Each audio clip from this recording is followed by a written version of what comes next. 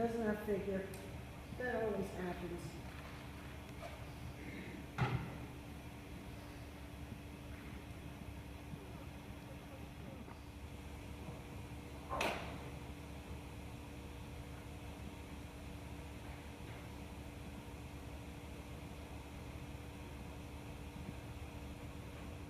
Okay, we're in the blower room. This is the heart. This is what gives it the air and the power to run. It's a 5 horsepower Spencer turbine orgablow, and puts out wind of about 7.5 inch static wind pressure, which out in the rest of the organ is regulated down to 7 inches or less. And then over here is the 12 volt DC power supply. That's 50 amps of current, which runs the relays, the console, and all the internal electrical operations.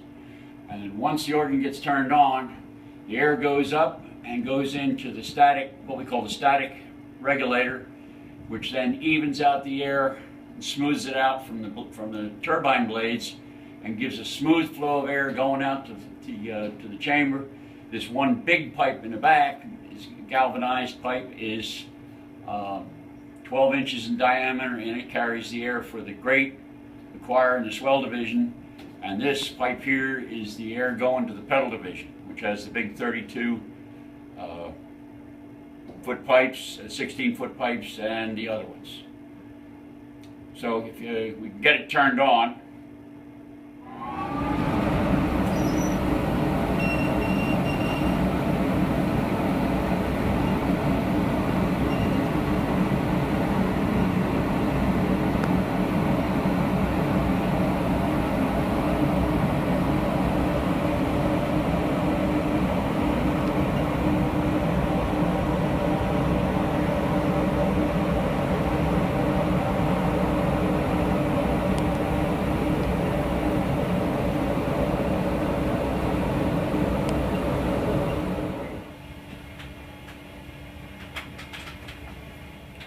All right, we are now in the choir division, which contains a total of 10 ranks. And up against the wall in the back is the 16-foot violin, and then the 8-foot principals along the wall by the door.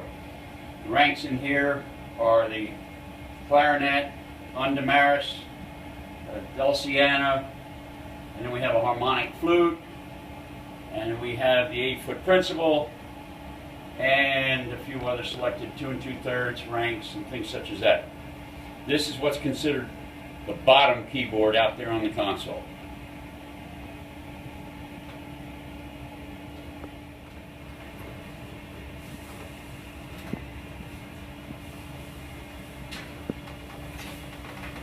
Okay, and now we're out in the front of the choir division looking in through the shades.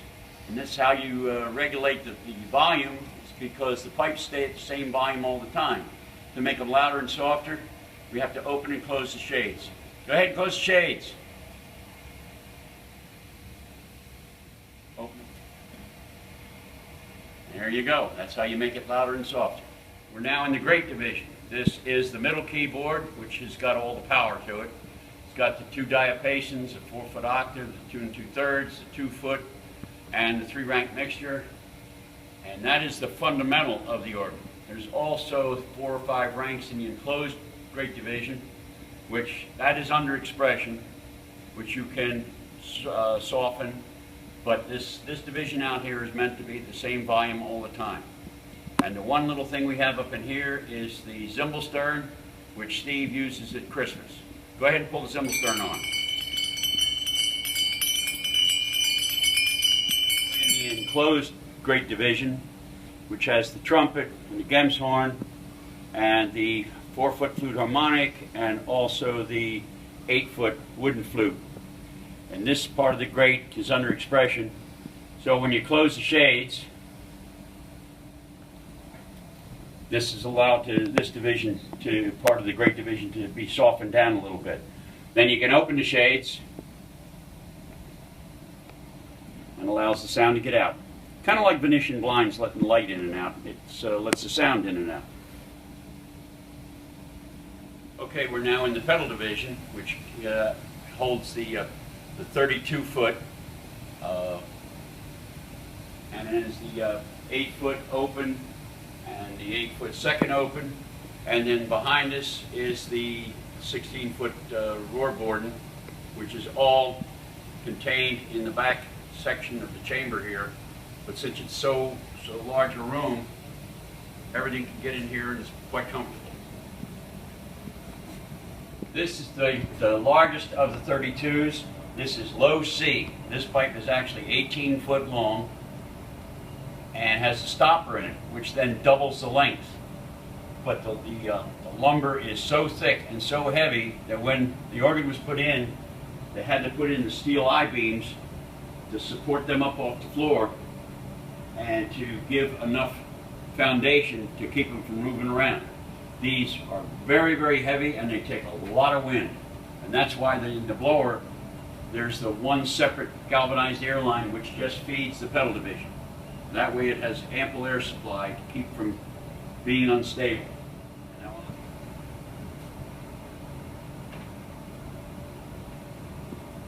And here is the heart of the operational system.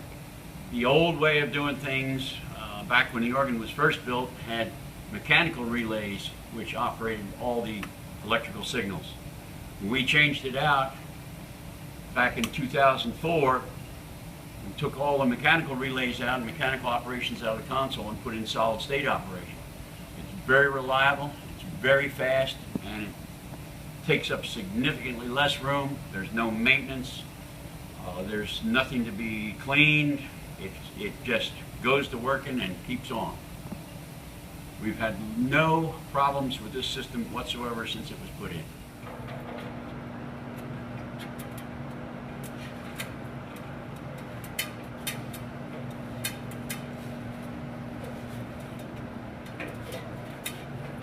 And this is how you get in and out of the great chamber. On the average service visit, we're in and out of here about 10 to 15 times a day.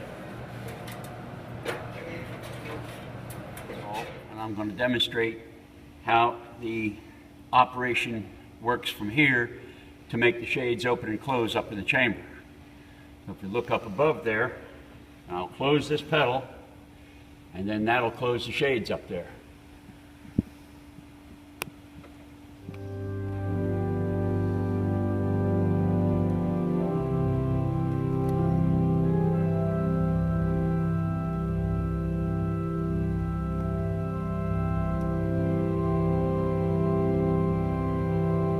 Swell division, which is the opposite side of the chancel from the grate and the choir.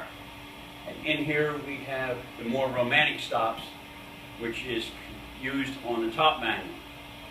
And inside here we've got the legato, and we've got the stop flute, we've got a flute harmonic, we have 3 ranks of strings, and we have a principal in here. And also, when the restoration was done back in 2004, we added the 8-foot trumpet, the 4-foot clarion, and the Vox Shimano. That wind chest there was built to the same standards as the teller's wind chest. We used the same principle of the pouch boards, of the tube going into the side wall of the chest, which then led down to the bottom board where the magnets are exhausted. In other words, if that chest had been built by tellers in 2003, that's exactly the way they would have done it. One of the interesting phases of the swell division is that it's got the romantic stops, the strings and the Vox Shimano and all that, and what really makes them stand out is the tremolo. And what that does is that's an operation, it's a mechanical operation down on the floor, which varies the wind pressure and allows the stops to literally shake. So if we turn the tremolo on,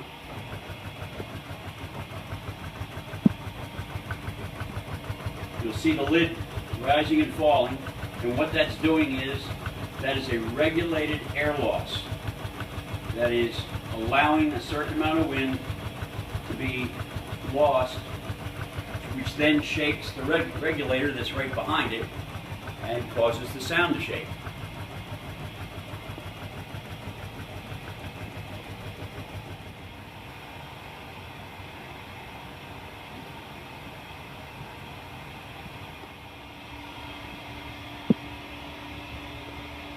We're now in the far corner of the swell chamber, and in this area we have the 16-foot open.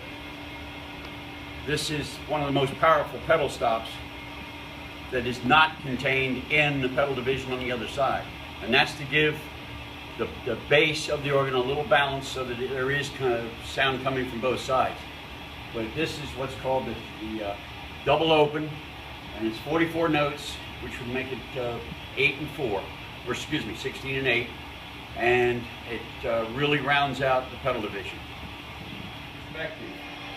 Everything you see within the confines of this chamber and the other chamber, to include the chamber in the back, the chapel division, which we haven't gotten to yet. Virtually every component you are seeing here, all the mechanical operations, all the regulators, all the wind chest components, everything involved was removed from the chambers, taken back to our shop, completely restored, rebuilt, brought back, reinstalled, and put in full operation. What you're seeing here now are the 3 ranks that were added at the restoration, which is the trumpet, the 4-foot clarion, and the vox humana. These stops had originally been planned in the original organ in 1957, but the funds weren't available. So when the restoration came up, they were able to come up with the financial resources to add these stops to round out the swell and put the rank structure the way it should be. Just leave them open until I say so. Okay. Dennis has asked me to explain what you do when you're tuning. The tuning of the organ is accomplished by moving the slides or the springs on the reeds, or with the mixture, what we have to do is you have to literally tune 3 pipes at the same time. And how you do that is when you're tuning the rank, you cotton it off. So that what you do is you mute the top 2 notes of the mixture here, and then what you would do is you would tune that note with the prime tone. Once you get that in, then you pull that one and you tune that one to these 2. Then after you've got that one done, you pull that one and tune all 3 together. On the reeds here, we tune down here on the tuning spring.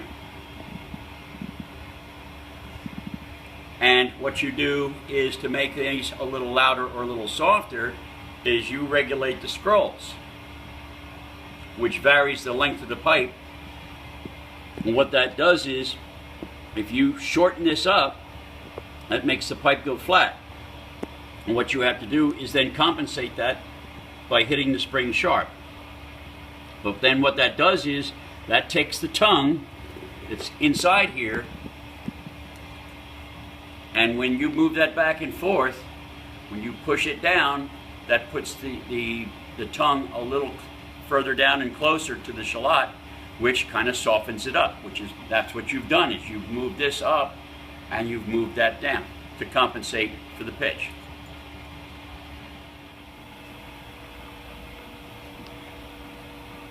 Here is the chamber side of the exposed festival trumpets.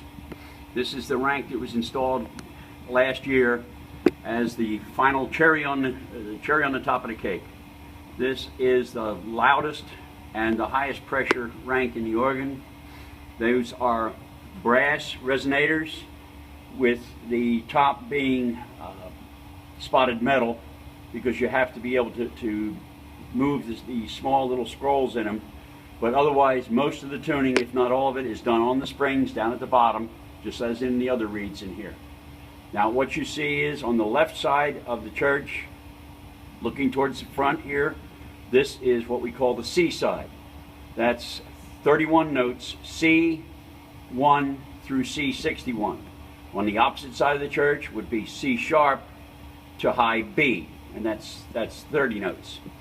But the whole complete rank is 61 notes, and it's a very, very prized rank of pipes. And this is how we get out.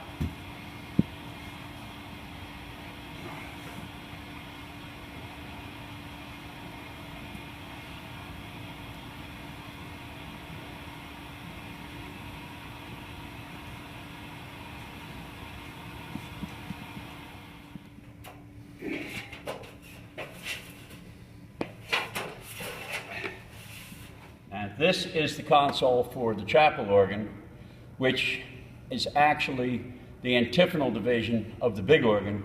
But the way we have it set up, this particular console only runs the pipework that's in the back so that you could have separate services back here without having to have the big organ on. It is separately controlled. You can turn it on and off and run all the stops back here. It has all the same operations as the big console, but only for operating the pipework that's up in the back here.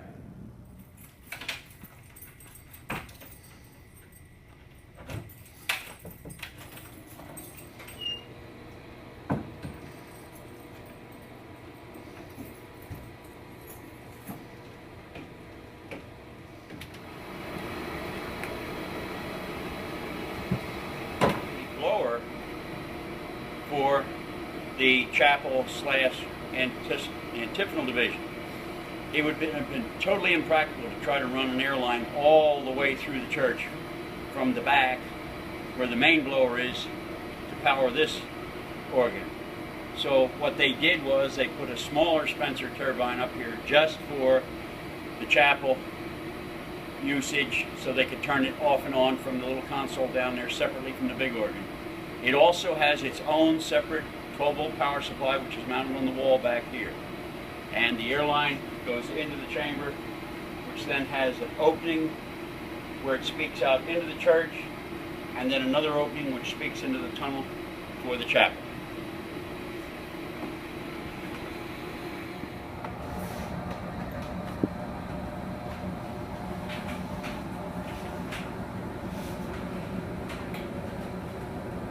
Now, in the chapel slash antiphonal chamber in the far back of the church, this is, as mentioned previously before, actually a separate organ all to itself because the chapel console runs everything in here and it can be used as a separate organ, even though it is tied into the main organ up front, which adds some balance to the sound front and back to the auditorium.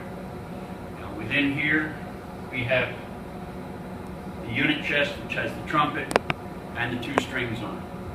And over on the main chest it has the diapason, the flute, and another string on it, which is run off of a, what they call a ventral chest. We're now on the far side of the antiphonal chapel chamber, and what you see here is the separate relay system which runs this part of the organ. It does have cables that come from the front organ which tie in with it and interface. And another interesting item that's here, which was added as we were going along, was the interface for the carillon. The Schulmerich carillon, in addition to playing normally at certain times during the day, can be operated from the console.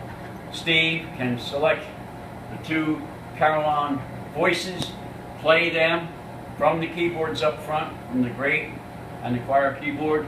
This is the Schulmerich interface, which was then tied in to the relay system so it would operate. Okay, now we have the rest of the chamber, which I might add, before we started, virtually everything in here had been totally deteriorated. There was no ceiling, the walls were falling apart, the lighting in here was non-existent. So when the organ was taken out, the church had the walls all secured, the roof leaks were all repaired, the ceiling was put up, and it has been completely dry ever since. We have no building issues whatsoever at all back here.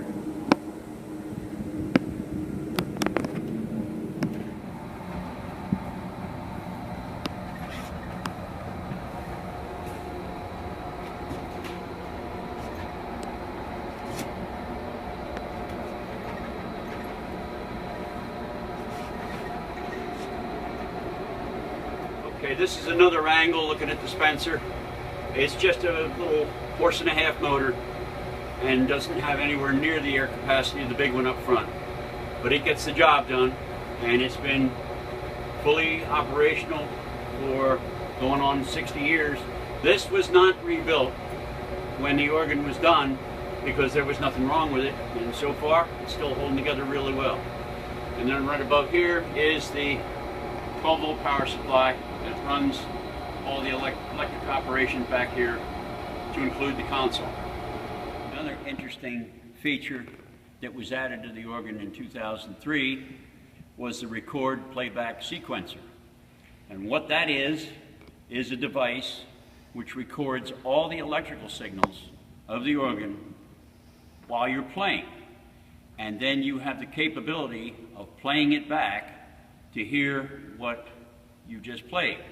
One of the really good reasons to have one of these is that if the organist is also directing the choir, he or she can record the anthem that they're going to use and then push the button, go out and direct the choir so that the organ actually is playing for choral use. And I'll demonstrate how this works. You would normally set the organ the way you want it to be, then you would push the record button and it would record all of what you played to include the opening and closing of the swell pedals, changing of the stops. It's all recorded, and then what happens is when you play it back, it plays back all exactly what you just did. And here's an example. This is from Tannhauser, I believe, the Pilgrim's Chorus.